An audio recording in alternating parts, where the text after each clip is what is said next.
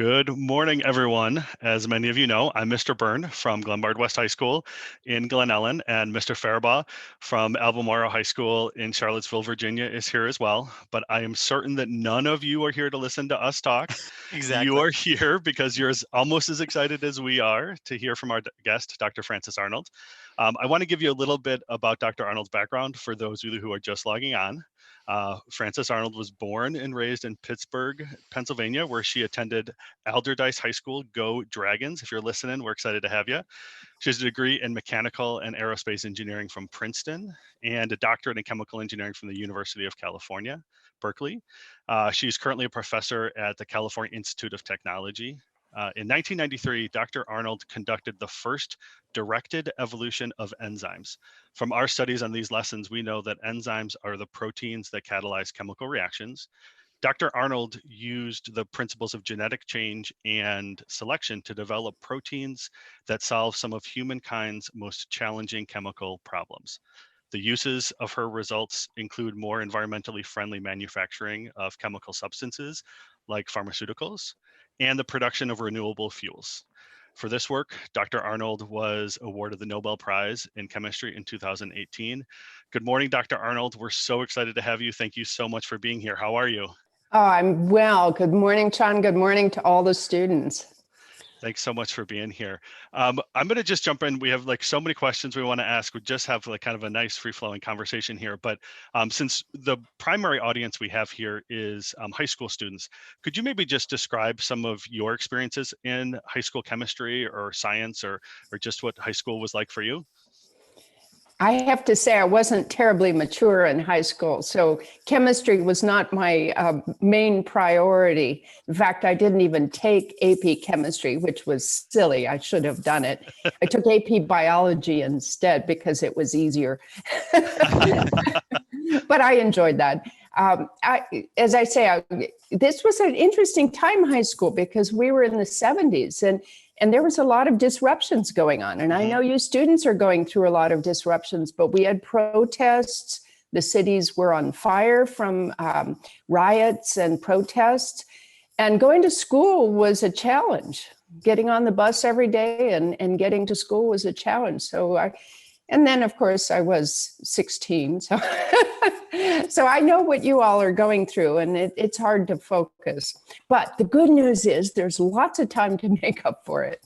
Right, right. Did you like science in high school, or was it just sort of another class that you took? I was always really good at math and science. I felt that I got that, and it was easy for me to make it through that. So I just assumed I would do something quantitative or scientific. Cool. So it's funny, I've got 4 daughters, and some of them have majored in English. One's currently majoring in political science. But when you were at Princeton, how did you decide that you wanted to kind of specialize in engineering? So I went to Princeton is one of the first classes that accepted women, and no one was taking mechanical engineering. So it was a little bit of my way to get into a pretty fancy school with pretty mediocre grades. And it turned out to work pretty well. But then there I was in mechanical engineering, and I really had very little knowledge of what mechanical engineering really was about. Most of us don't, right? When we go to college, we have to try different things. So I applied, I got into mechanical engineering, and then I found out it was fairly interesting and also had the fewest requirements so that I could study political science and English and lots of languages. It's important to learn different things and try different things. And I found what I finally, after about 30 years, I found out what I really loved to do was chemistry. Yeah, that makes sense. That's really cool. One of the things that I recognize a lot as I was researching about you is that your interests, like you said in your studies, were like very wide ranging. Your Nobel Prize like recognized that you kind of had this intersection between chemistry and biology. How important do you think it is today for a scientist to have a broad range of experiences versus like a very narrow one? I think both are okay. You can become very specialized. I personally think that having a broad range of experiences gives you the opportunity to recognize new opportunities at the interfaces of disciplines. And many of the great advances that are happening in technology do happen at interfaces, in disciplines that nobody even knows exist, right? Because they're created as we go.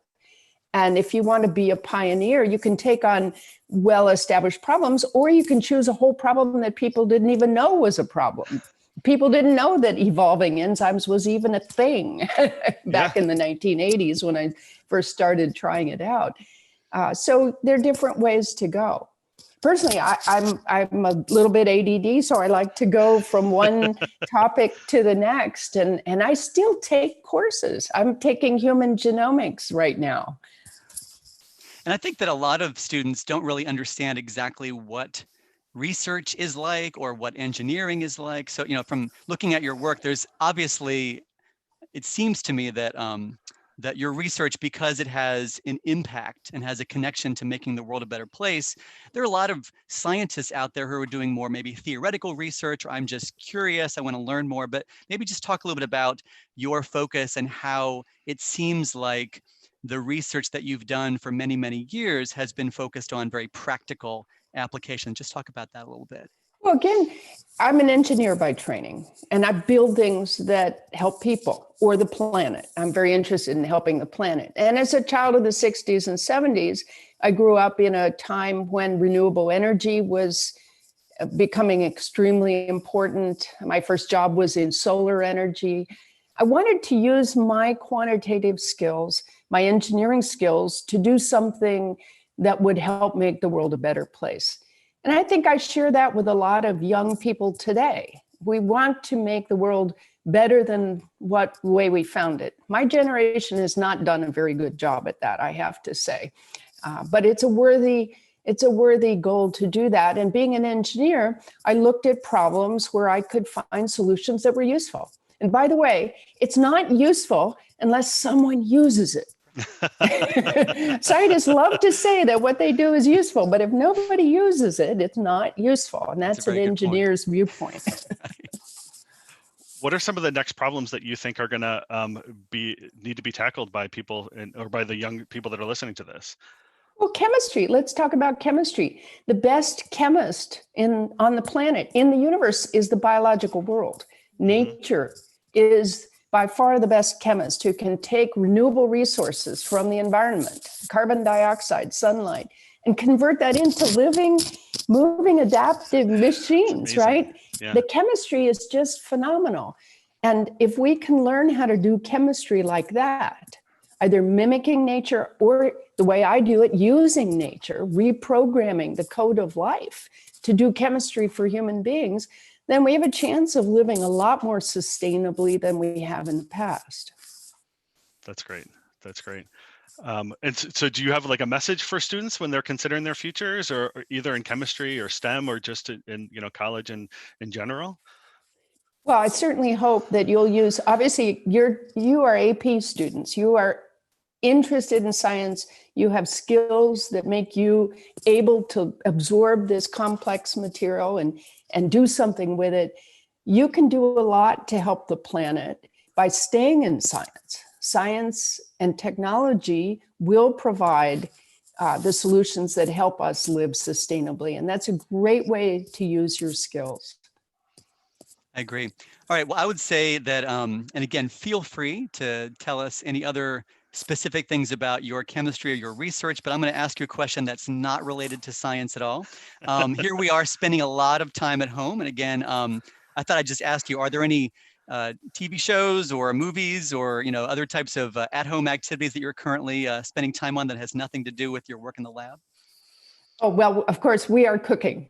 Everybody is nice. Cooking. Yes. It's chemistry that really improves life for people. So that's a favorite. But I love this Italian TV series called My Brilliant Friend. And I lived in Italy for a couple of years. When I was a teenager, I took off from college and moved to Italy for 2 years to work in a factory. I learned Italian, and I love watching this HBO series called My Brilliant Friend. I think it does make sense that right now people are sort of becoming scientists as they sort of concoct, different recipes. I feel like for me, that's what I've loved about cooking and chemistry is let's mix stuff together and see what happens. Yeah, exactly. It's much safer to do in your kitchen than it is in the lab, though, I think, right? Exactly. Yeah. Yeah.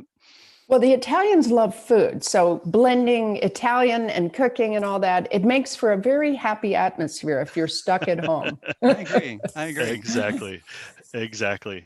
Well, Dr. Francis, do you have, or Dr. Arnold, I'm sorry, Francis, do you have, can you just talk to us a little bit about like the moment when you realized that you had something going with your discovery of evolution of enzymes, and like what was that like? Did you know what was coming?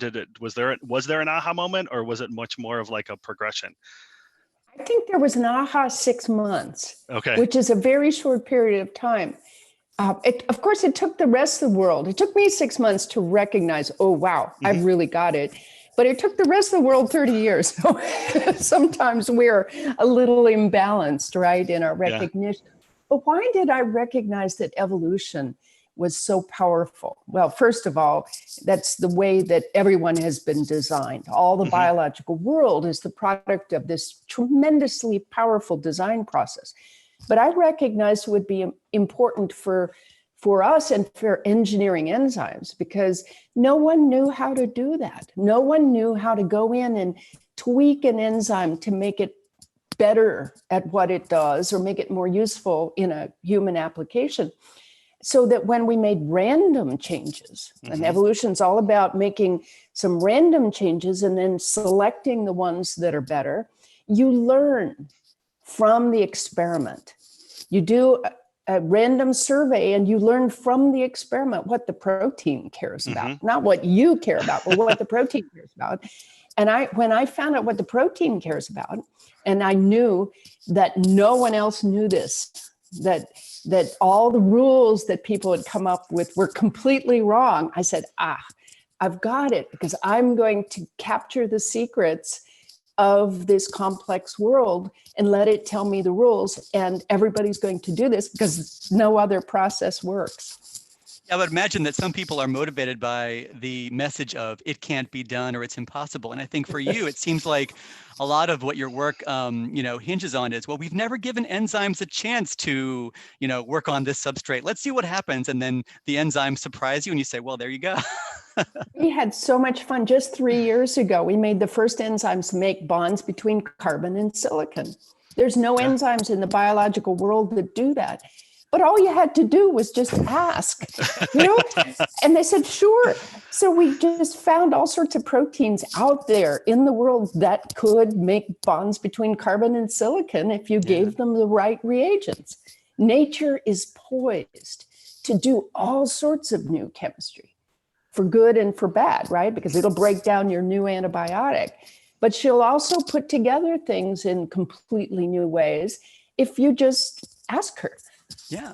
Well, I think it's a real credit to your persistence to kind of eventually silence the naysayers and say, well, you just have to keep at it and keep trying. So it's amazing I appreciate the consistency and the effort. And I think that hopefully that message we can send for our students is, yes, you are going to struggle, whether that's with chemistry or other types of subjects, but you, how you respond to that struggle and staying with it. And really just, that says a lot about, the ability to overcome some of these obstacles. It's great. Well, I think that point is really important. Science is hard.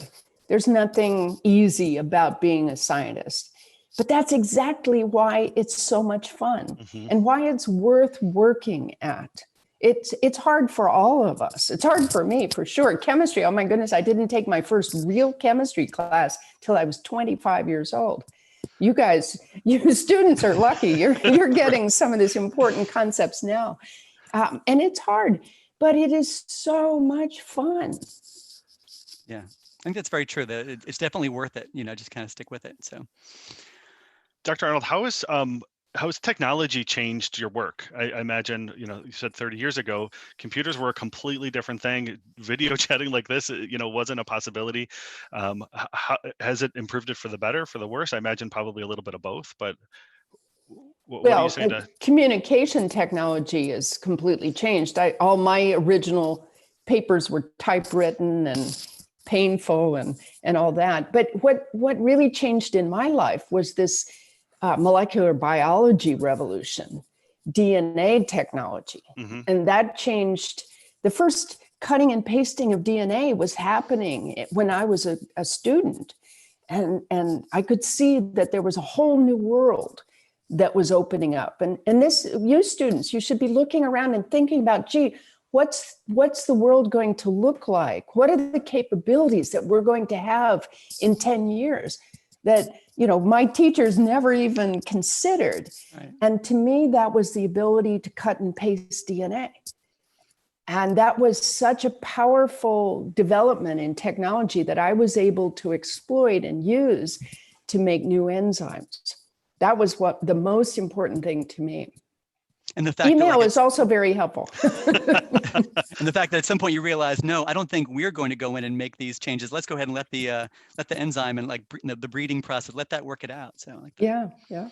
But that took high throughput screening. So that was technology as well that it wasn't available 10 years earlier. Can you talk a little bit about just the process of collaboration and how important that is? We spend a lot of time in classes, students working in groups or developing their ability to communicate with each other and work together on a problem. How has that impacted your career? That is the most important aspect of running a research group. My group, as you noted, is highly interdisciplinary. We have computer scientists working alongside organic chemists, working alongside molecular biologists, and they all have to talk to each other. I find that if you hire nice people, people who know how to talk to other people and work together, you can build things that no one else can do. And also people enjoy working with each other. Sometimes they haven't had that experience before they come to my lab at Caltech, and they find out how wonderful it is to be able to throw out an idea and have improvements come back in this evolutionary process of creativity. Right. So you can start with a bad idea and turn it into a good idea. Yeah. Yeah, so I think for students that if they think there's this stereotypical image of a scientist, it's much more than beakers and flasks and test tubes. It's about people, and it really should always be about the connections between people. I feel like with teaching, it's the relationships that we teachers try to build with students, and again, the relationships that that college professors and principal investigators build with their graduate students. That really is such an important part of the learning process. No one works alone. No great inventions are alone, right? You build on work of others, and the faster you can absorb and connect to those other things, the more powerful your own contributions will be. And the people in your life, when it all comes down to it, that's the biggest product you can have. And I'm so pleased, to teachers who take time for their students, teachers who take time to understand what their students are going through and to help them make their way. Those are the people that have the biggest impact on our lives. Well, we definitely appreciate you being here. We really are excited to have you. Sean, you want to ask Francis any other questions or anything else you wanted to? Yeah, I just want to hear you talk about your research more and more. Like, what are you working on right now that maybe we could understand? I don't know. No, I want to expand the chemistry of the biological world. If you look in biology, you see all these marvelous molecules that biology knows how to synthesize because they, in some way, contribute to survival and benefit of the organism that invented them. Mm-hmm. But there's a large but limited number of transformations that biology uses to assemble these molecules. On the other hand, go to synthetic chemistry, organic chemistry, and look at all the transformations that were invented by human beings. There are a whole huge number of transformations you can't find in the biological world, and vice versa. Mm-hmm. I would like to marry those two. I would like to bring human chemistry and make it DNA encoded. DNA encode all the transformations of organic chemistry. So you could just program a bacterium and replace all the organic chemists with bacteria. Why would you want to do that? It's because nature's chemistry is highly selective and clean.